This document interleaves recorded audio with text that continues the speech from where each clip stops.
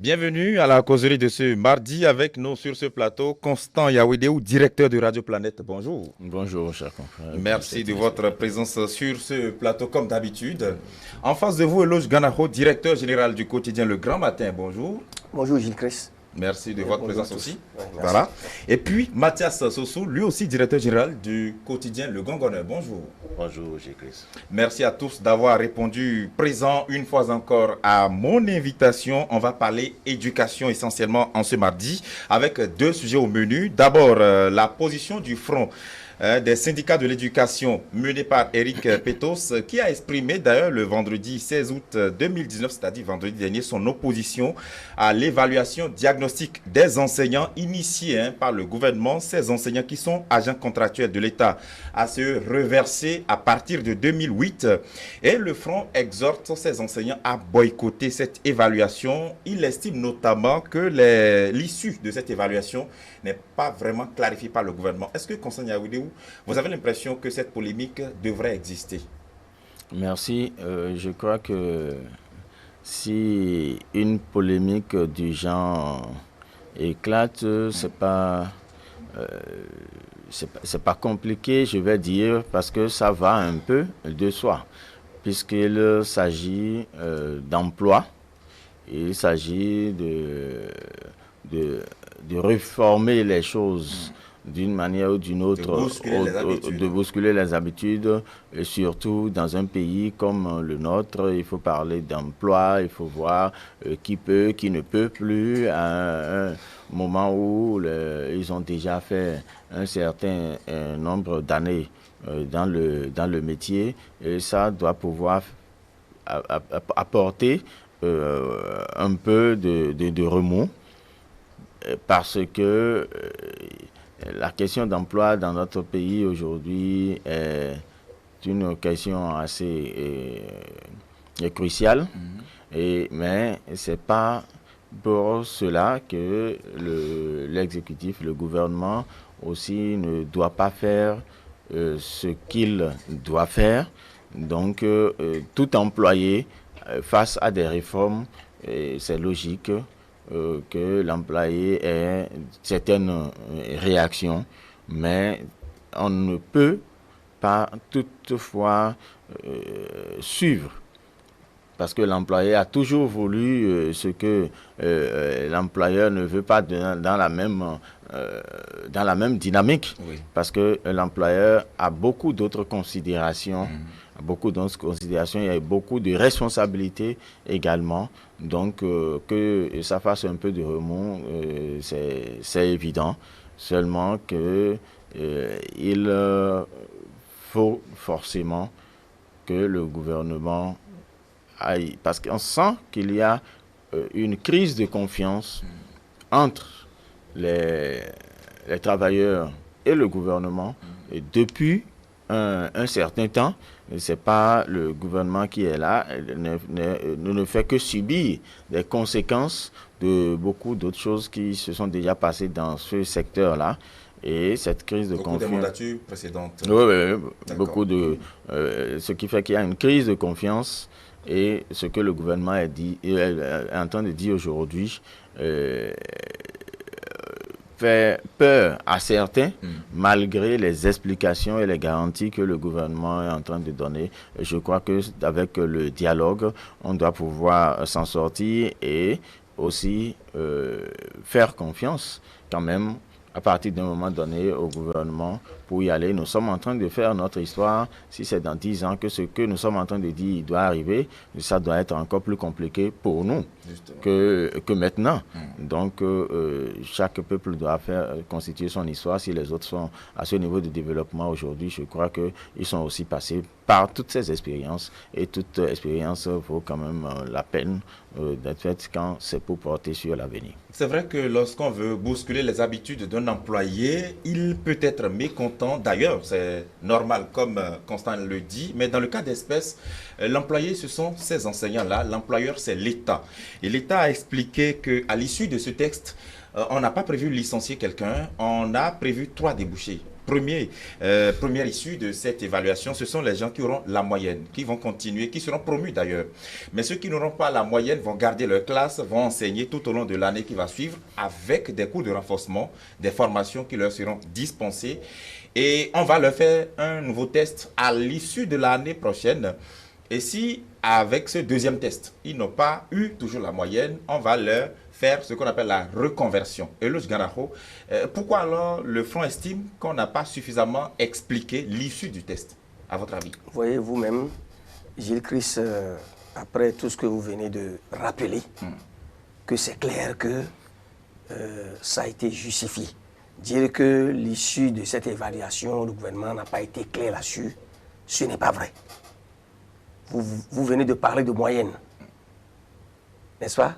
Les ministres concernés sont sortis pour s'expliquer et pour rassurer ceux qui sont concernés, les enseignants en question, pour les rassurer. Comme quoi, il n'y aura pas d'enseignants jetés dans la rue. Ce n'est pas une sanction, ce n'est pas une punition, mais c'est une volonté d'assainir le secteur et de régulariser la situation de ces contractuels. Vous savez que les reversés de 2008, là, c'est un foutou. C'est un panier qui contient tout. Et je l'ai dit la fois passée lors de l'émission, que les enseignants en général reconnaissent que parmi eux, il y a de bons enseignants, des enseignants compétents et expérimentés qui font bien leur travail. Mais il ne peut jamais apporter la preuve que dans la totalité, à 100%, tous les enseignants aujourd'hui qui interviennent partout dans les établissements sur toute l'étendue du territoire national sont bons et sont qualifiés. Parmi eux, excusez-moi, il y a des brebis galeuses. Parmi eux, il y en a qui sont incompétents, qui n'ont pas l'aptitude d'enseigner. Il ne peut pas dire que partout le travail se fait. La preuve est que le niveau, vous le savez très bien, le niveau des apprenants a baissé. Nous déplorons cela depuis quelques années. Et les résultats aux examens constituent aussi une preuve patente de cette régression, de ce recul du Bénin, Dahomey d'alors qualifié de quartier latin de l'Afrique. Et je crois que c'est de bon droit, c'est du devoir, de la responsabilité d'un gouvernement, n'est-ce pas, de pouvoir colmater les brèches, de pouvoir remettre de l'ordre dans ce désordre, n'est-ce pas? Ça a été clarifié. Et comme vous le constatez, c'est des habitudes qu'on veut bousculer. Ou moi je dirais plutôt que l'habitude est une seconde nature.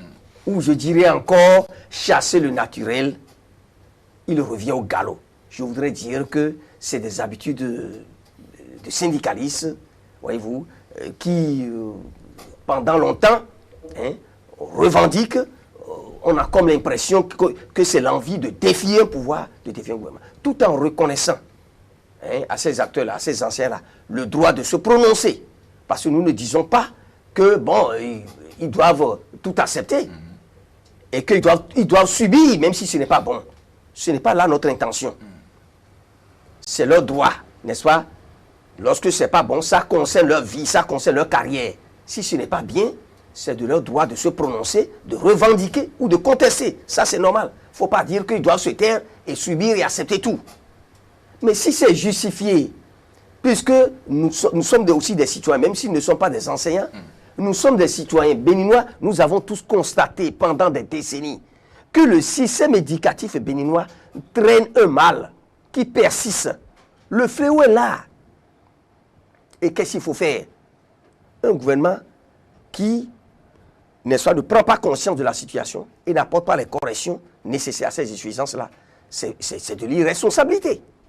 Donc moi je pense qu'une fois que la situation a été clarifiée et que l'État, le pouvoir, a dit à ceux qui doivent être évalués, c'est une bonne chose.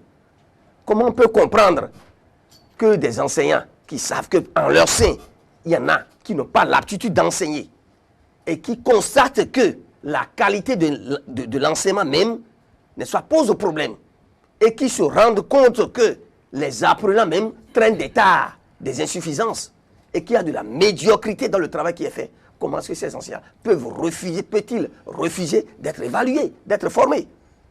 Vous avez dit tout à l'heure Et même, pour être clair, ce n'est pas seulement le gouvernement qui organise et qui donne les résultats. Un comité a été mis en place, il y a des syndicalistes dedans, il y a tous les acteurs qui sont concernés pour les rassurer et pour dire que cette évaluation, ce processus-là, va se dérouler dans la transparence. Est-ce qu'il y a mieux à faire? Donc tout le reste, c'est une polémique inutile. Voilà. Très bien. Mathias Sossou, on a entendu même un syndicaliste se prononcer sur une chaîne concurrente le dimanche dernier, ce dimanche, je vais dire. Il est de la CGTB, il estimait qu'on ne peut pas en l'état boycotter le test, il faut y aller. Et lorsque le gouvernement ne va pas tenir parole, on peut maintenant monter au créneau et dire on vous a fait confiance, mais vous n'avez pas tenu parole. Pourquoi actuellement il y a cette crise de confiance entre ce front-là, alors que les centrales syndicales, dans leur majorité, adhèrent à ce test? Entre ce front et le gouvernement, je vais dire. Oui, d'abord, vous allez me permettre de commencer mon introduction. Dans cette causerie, par une sagesse, je dirais, béninoise, en langue fond, qui dit que c'est-à-dire qu'à mouton cabré ou à corde tendue, il n'y a que deux solutions. Soit le mouton meurt ou la corde se casse. Et ce bras de fer qui est engagé entre les syndicalistes et le gouvernement est inutile. D'autant plus que le gouvernement actuel est en quelque sorte l'employeur.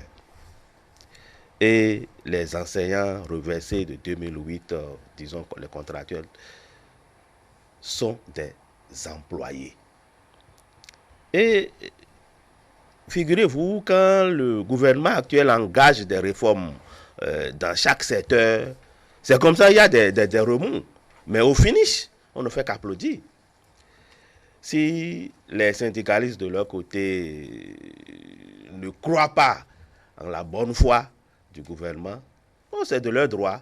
Mais il fallait quand même pour eux de se taire et d'aller à la composition. Encore que les syndicalistes ont été associés au processus. Et d'ailleurs, le dimanche surpassé, le ministre des enseignements secondaires, techniques et de la formation professionnelle, le ministre des enseignements maternels et primaires ont rencontré à deux ces syndicalistes-là, les ont associés, leur ont expliqué comment ça va se passer. Et dans leur majorité, les centrales confédérations syndicales ont accepté, sauf la CSTB et actuellement aussi le Front des syndicats de l'éducation. Oui. Je suis en train. Ces syndicalistes qui se disent n'ont pas confiance en la bonne foi du gouvernement, c'est la peur. C'est la peur d'être renvoyé peut-être à la fin de l'évaluation. Je crois, on l'a déjà dit ici, ils sont sûrs d'eux-mêmes, ils sont sûrs de ce qu'ils connaissent, ils n'ont pas à avoir peur d'aller composer. Il faut faire foi à ce que le gouvernement dit. Il faut prendre le gouvernement au mot. En tout cas, tout ce que moi je sais, tous les ministres qui sont intervenus ont dit qu'il n'y aura pas de renvoi. Mais pourquoi avoir alors peur d'aller composer? Si tant est qu'on est sûr de soi-même, ça ne vaut pas la peine. Maintenant, les autres syndicats qui ont donné carte blanche à cette organisation, à cette évaluation, je crois que c'est de leur droit. Parce qu'avant même le lancement de cette évaluation, ils ont été rencontrés par le chef de l'État qui leur a expliqué de fond en comble ce que c'est. Maintenant, en dehors du chef de l'État, ils ont été associés à l'organisation, ils ont un comité d'organisation et il y a les syndicalistes qui sont dedans. Quant au front, vous m'excusez un peu, les syndicats du front actuellement sont pour la plupart des gens directement concernés par l'évaluation diagnostique. Là, c'est des reversés de 2008 là, qui sont en train de gérer aujourd'hui le syndicat. Maintenant, est-ce que eux, ils sont en train de... C'est la peur, toujours je reviens encore sur parce que c'est difficile de travailler pendant 12 ans et après se voir rejeté. Bon, après une petite évaluation pour dire qu'ils ne remplissent pas les conditions, la capacité intellectuelle n'y est pas, tout ça là. Mais moi, je vais leur demander simplement d'aller de tête baissée, de faire confiance au régime. C'est après, on dit que quand un grand invite, on ne refuse pas l'invitation. C'est ce qui suit l'invitation qu'on peut apprécier. Donc, ils n'ont qu'à aller. Puis on leur a demandé d'aller, encore que depuis toujours, il y a des candidats aux élections présidentielles ici, qui ont dit que le jour où ils vont prendre le pouvoir, ils vont revoir cette formule de reversement-là. Et c'est l'occasion pour eux maintenant de formaliser, en tout cas de se mettre en règle vis-à-vis de ce que les gens dénoncent sur ce plan-là. Donc pour moi, il n'est pas question d'engager un bras de fer pour dire nous n'irons pas, mais dites-vous. Ceux qui racontent ça, si vous allez les suivre le jour de composition, parfois ils vont même s'inscrire dans une zone très très très reculée où les gens ne vont même pas les voir, hors des caméras, tout ça là, et ils vont composer. Et ils viennent maintenant à la face du monde dire non, nous ne sommes pas d'accord, nous ne sommes pas d'accord. Alors que le moment venu, eux, chacun, ils cherchent à sauver sa tête. Donc, il ne faut pas que les autres qui suivent là, suivent bêtement. Moi, je voudrais quand même inviter les amis à faire table rase du passé et à aller à l'école de la sagesse et se dire, bon, nous irons et après on va voir ce que le gouvernement veut nous faire. Constant Yaoudéou, pour mémoire, on sait que pendant les années précédentes, le front, ce même front conduit par d'autres personnes, avait dénoncé ce reversement-là de 2008 sous le régime de Boniaï. Il faut dire les choses telles qu'elles sont. Et actuellement, lorsque le gouvernement du président Patrice Talon décide d'évaluer, pas forcément de les virer, d'évaluer et de voir un peu les faiblesses du système pour renforcer ces faiblesses, comment expliquer maintenant cette crise de confiance de ce même front vis-à-vis du gouvernement qui actuellement ne montre aucun signe de désistement à la dernière minute? Parce que si éventuellement les enseignants ne composeraient pas, si éventuellement ces enseignants ne composaient pas, le gouvernement était très clair, ils auraient choisi de sortir de la fonction publique. Oui, je crois que l'autorité a parlé. Donc il faut forcément que l'autorité existe.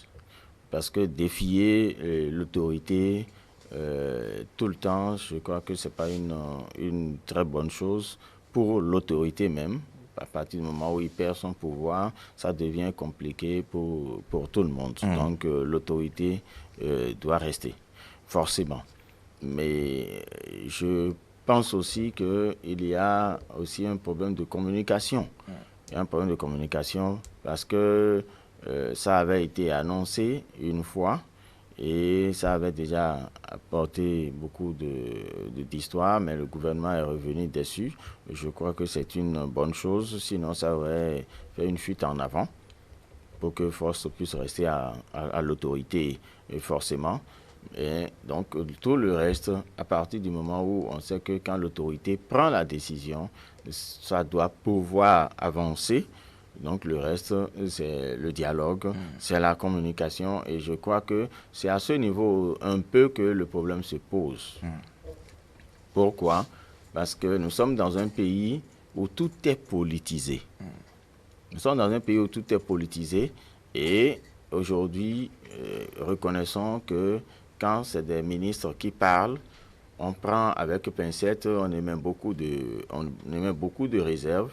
Donc, il y a certains acteurs dans le silence qui ont abandonné un peu les autorités, je vais dire, qui sont les inspecteurs qui savent bien de quoi on parle parce que c'est eux qui les inspectent dans les classes, c'est eux qui suivent, c'est eux qui ont les éléments qui peuvent convaincre. Donc je me dis, face aux autorités, bien que ces autorités aussi soient des enseignants de haut niveau, je crois que le débat, l'autorité politique aurait même pu ne pas se mettre au devant pour que le débat soit un débat beaucoup plus... Est-ce que ça ne donnerait pas aussi lieu à trop de polémiques qu'il y en a actuellement? Oui, ça, la polémique ne manquerait pas si parce que je le fais ou rien, c'est beaucoup plus ferme, non? J'ai commencé par dire que nous sommes dans un pays où nous politisons tout. On va de la politique dans tout. Mais quand vous et moi, en tant que journalistes, nous nous regardons pour parler du journalisme, je crois que l'autorité peut rester même à l'arbitre, puisque l'autorité a déjà pris la décision. Rentrer dans des débats, c'est ça qui amplifie la polémique. Et à un moment donné, on commence par douter de la foi, de la bonne foi de l'autorité. Mais de façon concrète, est-ce que cette posture-là du front ne fait pas risquer gros à ces enseignants-là qui éventuellement vont boycotter? Je continue de dire que l'autorité est l'autorité et la force reste à l'autorité. Donc, quand l'autorité décide d'appliquer une décision, il n'y a rien qui puisse l'arrêter. Et c'est pour ça que je parle de dialogue, que ces enseignants soient ouverts au dialogue et comprennent ce que l'autorité est en train de dire pour que le problème soit... Au début, le gouvernement n'avait pas donné les garanties. Donc, tout le monde était un peu d'accord que ces enseignants aient ces inquiétudes. Oui. Mais le gouvernement a fini par dire « je ne renvoie pas ». Et je crois que le gouvernement aussi, en tant qu'autorité, ne doit pas, quand même, et on sait depuis que ce régime est en place, quand il dit, il fait. Donc jusque-là, on ne peut pas encore dire que le gouvernement nous ment pour avoir autant d'inquiétudes jusqu'à ce niveau. Donc on peut discuter. Quand ça a commencé, le gouvernement est venu ouvertement donner des garanties. Maintenant, si le gouvernement finit de donner des garanties et que tout à l'heure, le gouvernement commence à faire le contraire, je crois que c'est au plan international que l'actualité béninoise est suivie. Oui. Donc, tout le monde saura que c'est un gouvernement menteur. Là, il n'y a pas de problème. Donc, et il y a des étapes où nous avons le gouvernement à nous rendre compte. Et nous avons aussi notre mot en tant que population à nous exprimer. Donc je crois que si le gouvernement va jusqu'à donner autant de garanties, bon, pourquoi ne pas faire avancer le processus pour que dans l'application, on voit. Les enseignants sont en train de poser des problèmes. Tout ce qu'ils sont en train de dire n'est pas que de peur. Il y a quand même des démarches pratiques qui sont en train de, parce que c'est des pédagogues, qui sont en train de préconiser pour dire il vaut mieux évaluer le chauffeur au volant. C'est les expressions que nous avons entendues. On ne peut pas dire que c'est faux. Mais est-ce qu'il faut, avec le nombre d'inspecteurs que nous avons disponibles aujourd'hui, commencer une démarche comme ça pour que dans un délai assez court, on ait les résultats? Est-ce qu'on a autant d'inspecteurs pour faire ce travail-là face au nombre d'enseignants que nous avons devant nous? On risque de faire 5 ans avant de finir.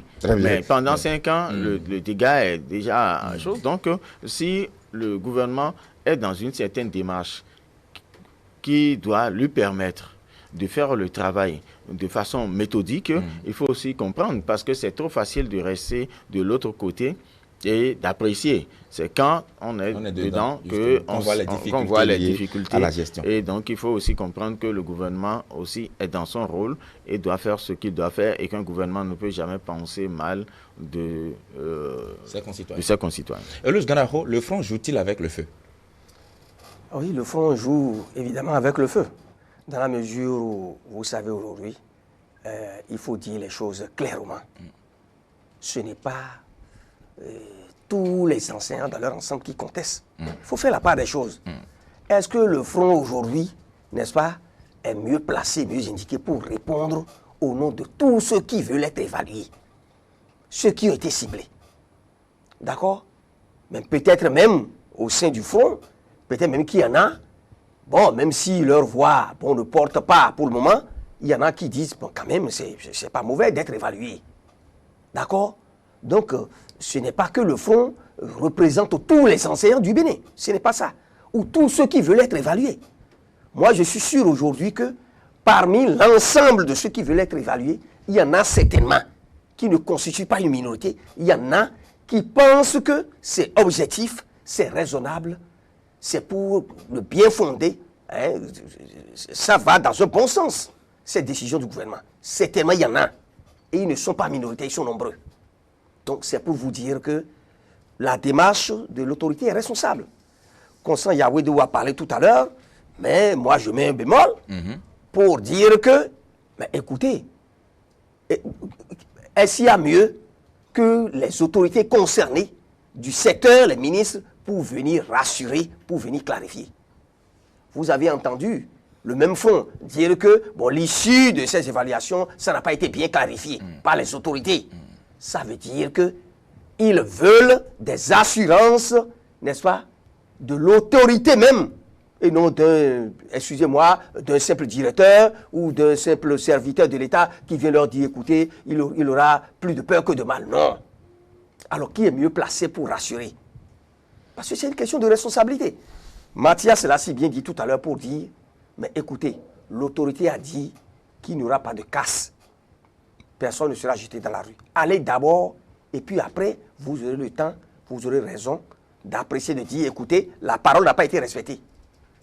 Encore que ce n'est pas une mauvaise chose.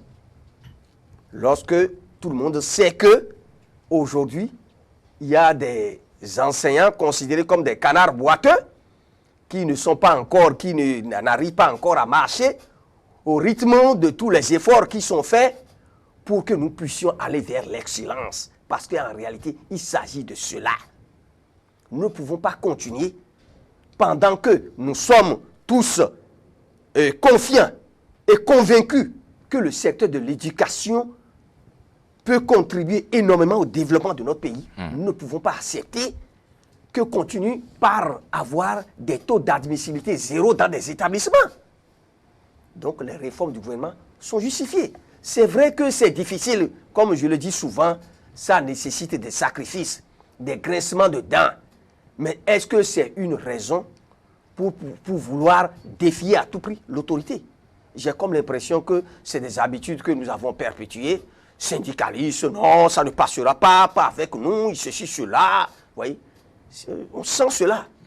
On bombe le torse, il dit que c'est un rapport de force. Nous devons démontrer à ce pouvoir-là que tout ne passera pas.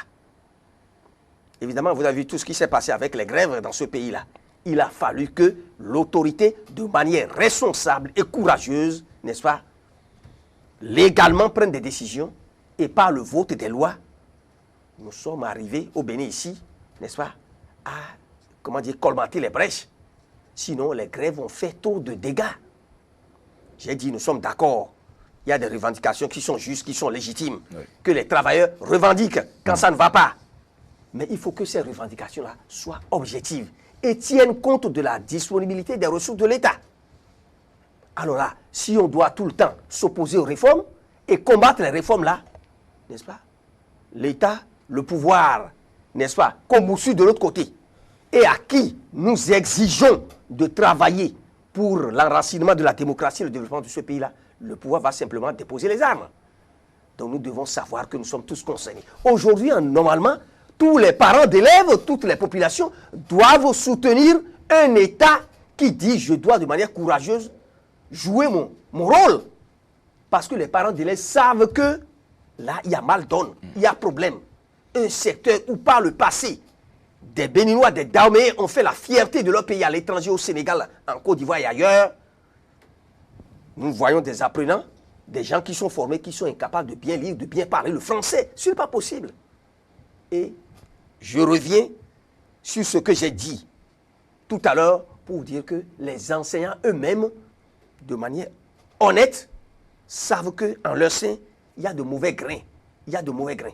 Et je crois que cet État a été même un État très ouvert, n'est-ce pas, et sensible aux problèmes du secteur éducatif en disant, n'est-ce pas, au terme de cette évaluation-là, il n'y aura personne qui sera dégagé, qui sera jeté dans la rue, mais ceux qui auront de très bonnes moyennes ou au-dessus de la moyenne seront reversés, deviendront des agents permanents de l'État, alors que ceux qui sont passables continueront d'être formés, n'est-ce pas, pour les aider, n'est-ce pas, à mieux faire. Alors, ceux qui donneront la preuve qu'ils n'ont pas d'aptitude, qui ne méritent même pas d'être enseignants, au lieu d'être jetés dans la rue, seront reversés au niveau de la situation. C'est mieux, c'est un État, c'est un pouvoir ouvert et responsable qui prenne telle décision. Et je crois que les populations doivent accompagner tout cela. Et ceux qui sont concernés, ceux qui veulent être évalués, doivent savoir que c'est pour leur bien et c'est pour aider, n'est-ce pas, à apporter des solutions objectives et durables aux maux qui minent le secteur de l'éducation et qui, pendant longtemps, nous empêche d'accéder au développement que nous prenons. Très bien. Cette évaluation est prévue pour se dérouler le samedi prochain et à moins d'un cataclysme, cette évaluation ne sera pas annulée par le gouvernement. En tout cas, on ne voit aucun signe dans ce sens. Mathias Sossou, en appelant au boycott, est-ce que le front n'expose pas ses enseignants à des risques divers?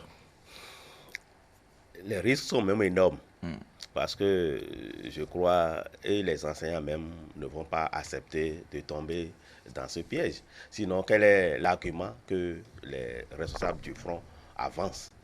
Ils avancent comme argument qu'ils ne sont pas rassurés et que les épreuves dans lesquelles, en tout cas, dans lesquelles on doit les évaluer ne les rassurent pas, qu'ils préfèrent être évalués en situation de classe.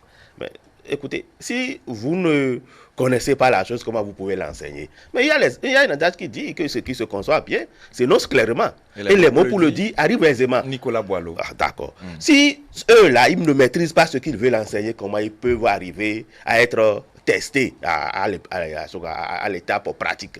Moi, je leur demande de laisser le chauffeur qui doit être évalué au volant, qu'il apprenne d'abord le code. Sinon, il prend le volant, il se met sur la route, il ne sait pas s'il faut aller, il faut rester à gauche ou bien s'il faut rester à droite, et s'il faut faire, en tout cas, céder le passage à celui qui vient de sa droite ou bien de sa gauche, et il va mélanger les pédales, et c'est l'accident qui va se produire.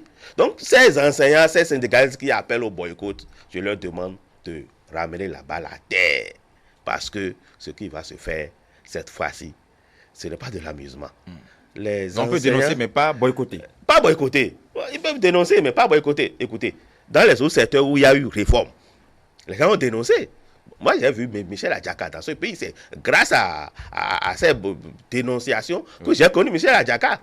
Mais aujourd'hui, quand on a fait les réformes au niveau du secteur de la justice, mais il s'est tué, je ne le vois plus. Ça veut dire que quelque part, au départ, les gens crient, ils rejettent. Mais à la fin, ils voient peut-être que c'était quand même normal qu'ils avancent dans ce sens-là. Donc, il vaut mieux qu'ils ramènent la balle à terre pour suivre. Et je suis sûr qu'il y a des gens parmi eux, des enseignants, qui sont convaincus que le samedi prochain, ils iront se faire évaluer. Ça, c'est clair.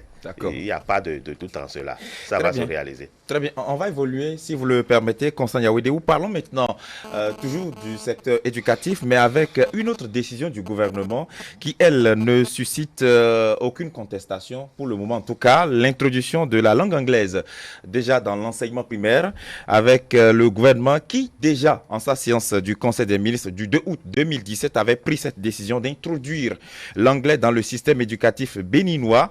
Et à l'occasion du test organisé le mercredi 14 août dernier, le gouvernement a retenu déjà 31 enseignants expérimentateurs de cette langue anglaise avec 216 écoles pour la phase pilote, puisque ce sera une phase pilote pour l'instant. Quelle est la pertinence de l'introduction de l'anglais dans l'enseignement primaire?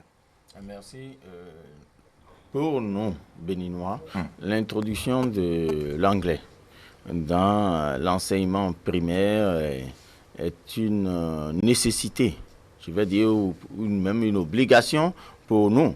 Quand vous êtes un pays qui représente un département du Nigeria à 12 millions d'habitants, nous sommes à côté du Nigeria qui dépasse déjà 200 millions d'habitants où tout le monde parle anglais, et un pays aussi indépendant économiquement, financièrement, matériellement et tout, c'est une chance pour le Bénin de pouvoir profiter d'un pays comme ça, avec beaucoup de ressources, beaucoup d'industrie, beaucoup d'ingéniosité, il faut le dire, pour ne pas prendre comme exemple que rien que le secteur du cinéma aujourd'hui, c'est comme une industrie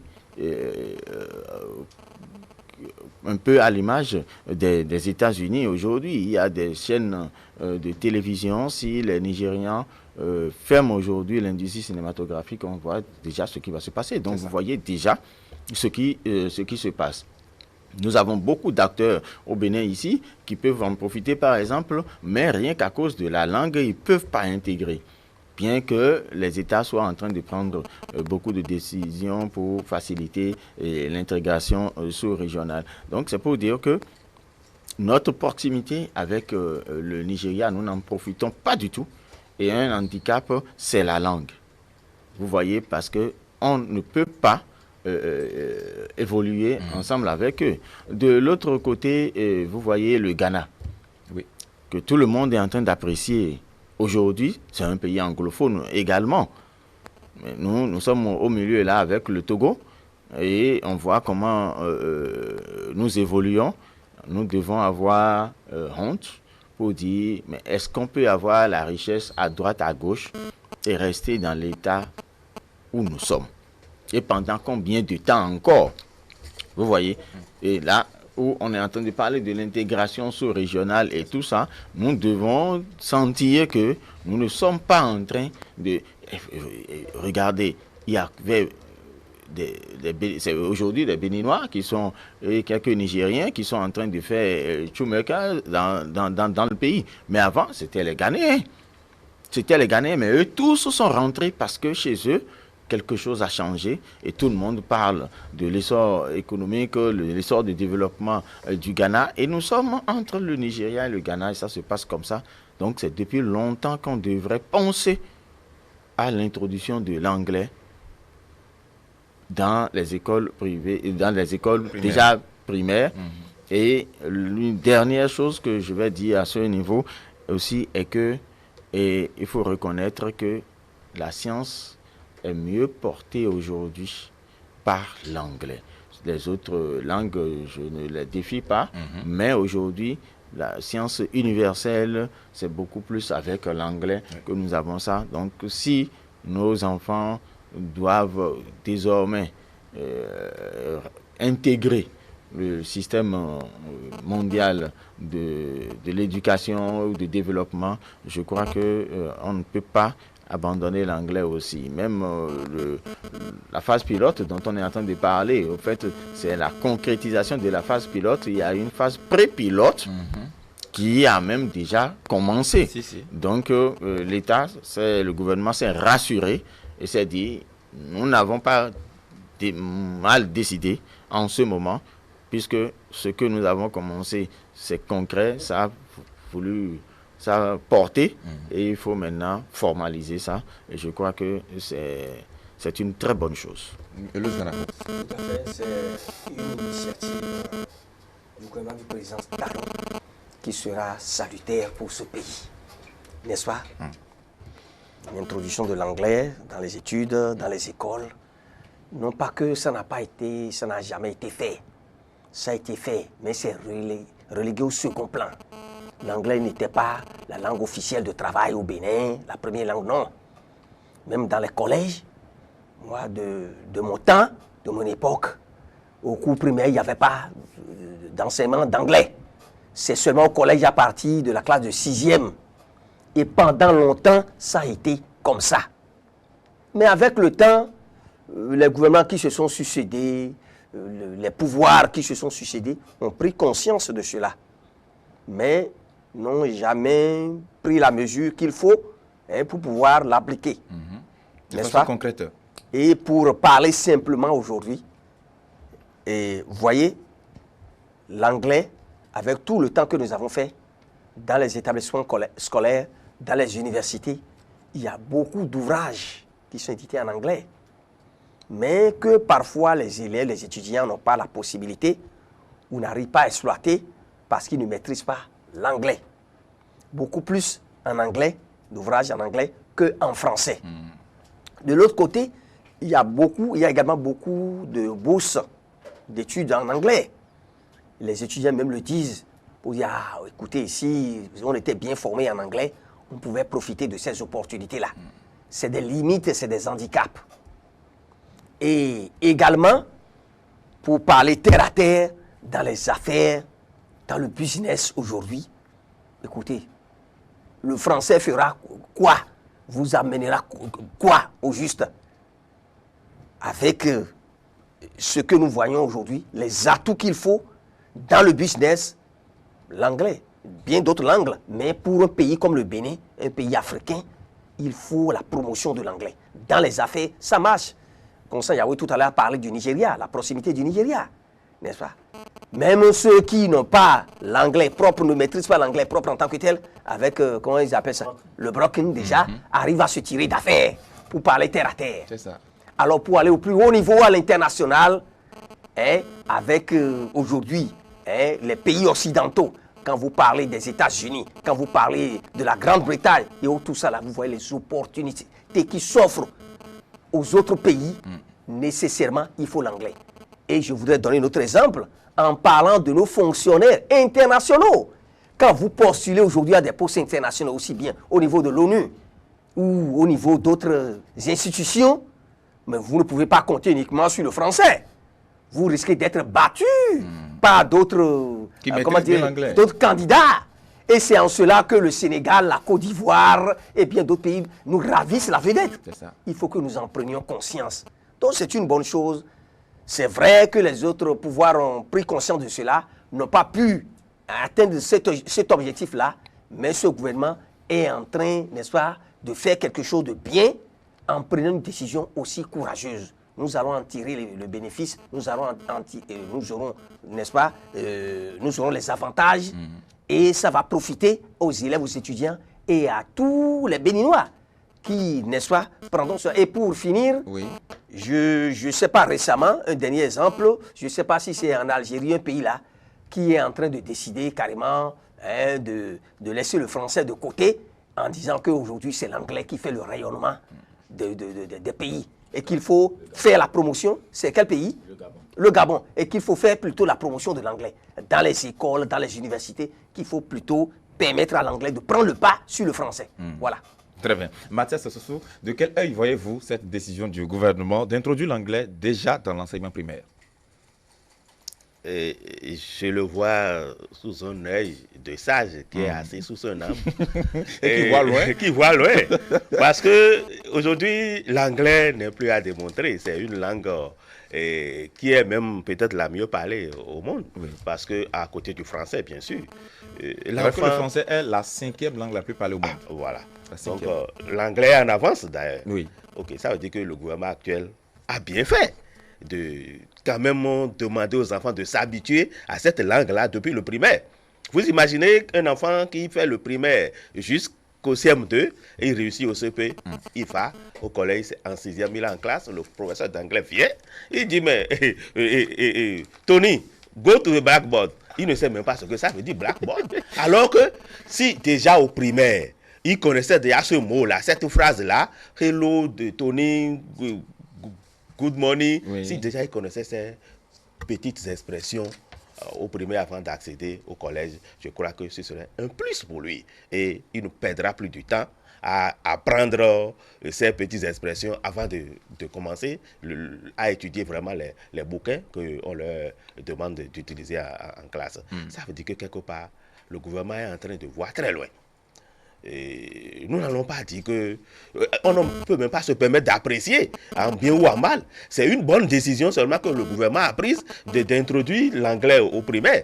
Maintenant, la manière reste. C'est ça. Comment le faire pour que ça soit, en tout cas, sur le plan national après la phase pilote. Après la phase pilote, c'est ça qu'il faut voir. Très bien. Et je suis sûr le gouvernement qui a pris cette initiative va aller plus loin dans sa décision en généralisant le contexte. Ça veut dire que quelque part, nous avons à gagner.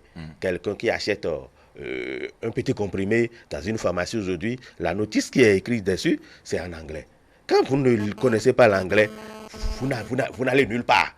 À partir du bac plus 4, tout ce qui se fait après, pour la plupart, c'est en anglais. Les bourses, toutes les bourses là qu'on trouve, c'est en anglais. Et si vous ne connaissez pas l'anglais, vous n'avez pas l'anglais comme première langue ou bien langue vivante, 1 ou numéro 2, ou tout ça là, mais on vous demanderait d'aller faire le TOEFL. Si vous voulez aller étudier dans les États-Unis ou bien dans des pays anglophones, on va vous demander d'aller faire le TOEFL, tout ça là, alors que nous pouvons quand même déjà, dès le bas âge, inculquer cette habitude-là au sein de nos enfants qui vont aussi prospérer.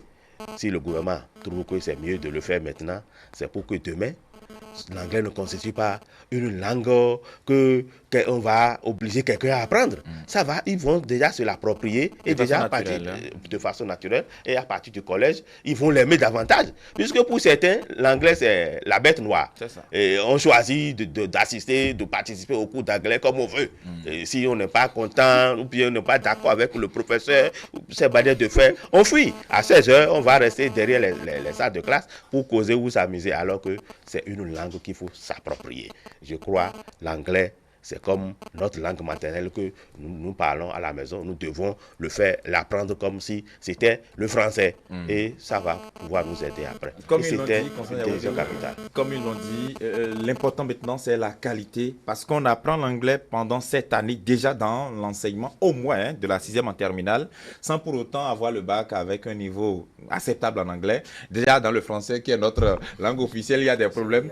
Et comment faire pour qu'effectivement, c'est vrai qu'on apprenne l'anglais au primaire, au secondaire, peut-être même à l'université, certes, mais qu'on puisse savoir vraiment s'exprimer en anglais. Oui. Quand on parle d'anglais, on parle de business. Oui. Nous avons donné tous les avantages que nous avons. Ces avantages ne sont pas de tout ce que nous avons dit, bic et calepin en main. Et donc, c'est le parler. Oui. Il faut pouvoir beaucoup mettre l'accent sur l'expression.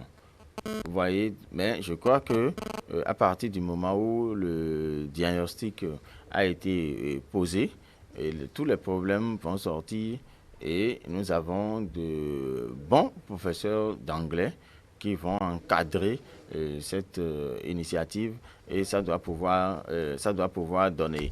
Et vous voyez, par rapport au premier débat que nous avons eu à faire, donc c'est déjà des expériences et aujourd'hui on est en train de penser, d'évaluer les enseignants parce que au niveau du recrutement, à la base déjà nous avons traîné des tas. Donc je crois que c'est des expériences qui aujourd'hui seront mises à la disposition de cette initiative d'introduction de l'anglais dans nos écoles pour que les cadres, les enseignants qui doivent encadrer les élèves soient des enseignants bien formés en anglais, qui ont la pédagogie d'enseigner l'anglais. Donc je crois que c'est sur cette base-là, c'est à ce niveau qu'il faut d'abord mettre la rigueur qu'il faut pour que si quelqu'un maîtrise le broken, comme on l'a dit tout à l'heure, qu'il ne devienne pas enseignant d'anglais dans nos écoles. Sinon, les enfants vont apprendre l'anglais,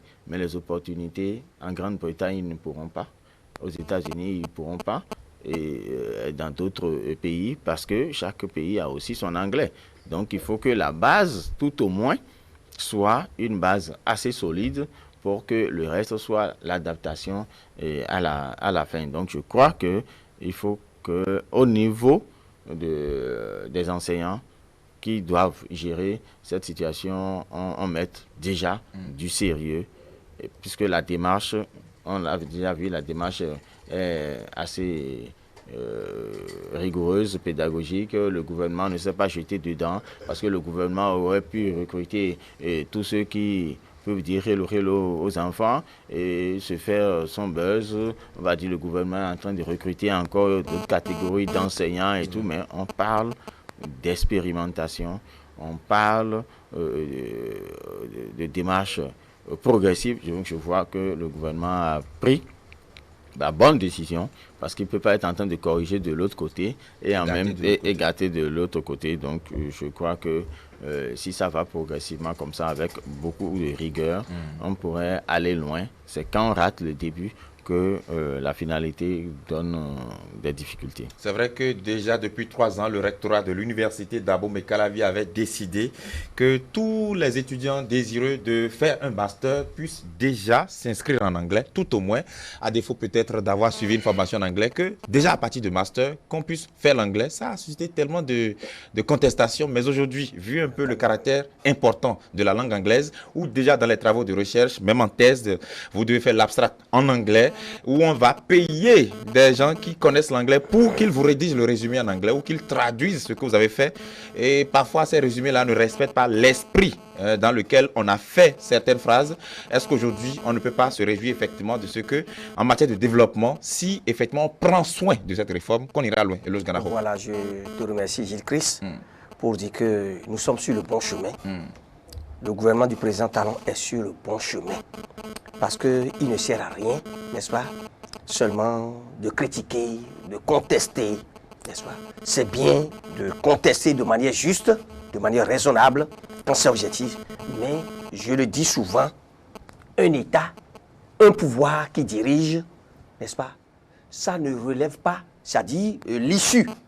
Si on doit aboutir au développement, au bien-être des citoyens et l'amélioration des conditions de vie des populations en général, le développement du pays, ça ne relève pas de la seule responsabilité de ceux qui sont au pouvoir. Nous qui sommes citoyens, nous devons aussi accompagner les actions de l'État. Relever les insuffisances, dénoncer. Oui. C'est vrai, quand il y a mal d'homme, quand ce n'est pas bien dénoncé, de manière objective, faire des propositions. Dans cela, je dis souvent, quand c'est bien, ne voyons pas la tête de celui qui est au pouvoir, celui qui est président de la République, celui qui est ministre, mais les bonnes actions, n'est-ce pas? Ayons le courage de lever la tête et de soutenir. L'initiative que le gouvernement a prise est une bonne initiative. C'est vrai, nous avons accusé du retard, mais mieux vaut tard que jamais. Voilà. Le reste maintenant est que l'État, même de manière responsable, doit mettre les moyens. Parce qu'une chose est d'avoir de bonnes idées et d'avoir la volonté politique de changer, d'améliorer. Mais une autre chose est également de mettre les moyens qu'il faut pour que cela puisse aboutir. D'accord? Que ce soit les élèves, les écoliers, les étudiants aujourd'hui, qui doivent, n'est-ce pas, être expérimentés, qui doivent être soumis, n'est-ce pas, et être conduits dans ce processus-là. Il faut que l'État mette les moyens. Et comme l'a souligné Constant Yawidéou, il faut de bons enseignants. Nous n'en manquons pas en anglais, il le faut. Et au finish, moi, ma conclusion, l'État le fait si bien, le gouvernement du président Talon le fait si bien, il faut des sanctions. Et quand je parle de sanctions, il y a des sanctions négatives, il y a des sanctions positives.